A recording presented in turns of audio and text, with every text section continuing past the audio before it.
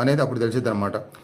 అలా కూటస్థంలో లయమయ్యి బాహ్యం ఏమీ లేకుండా, ఆలోచన లేకుండా అయినప్పుడు అదే మన యొక్క లక్ష్యము. ఆ సాధనలే మనం రోజు చేస్తున్నాము. ఇందువల్లే మరోవైపును బంధించడం వలన ముక్తులయ్యారు.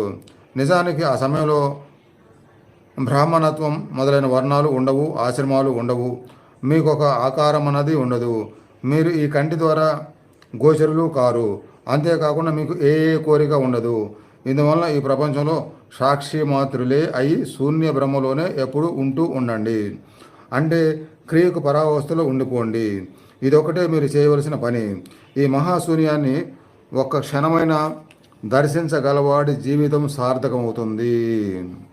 కాబట్టి సాధనలో ఎన్ని స్థాయిలు వచ్చినా, ఎన్ని అనుభూతులు, ఎన్ని అనుభవాలు చెప్పినా, ఎన్ని స్పందనల గురించి చెప్పినా, ఎన్ని దృశ్యాల గురించి చెప్పినా చివరికి జరగాల్సింది అది. నాది అనే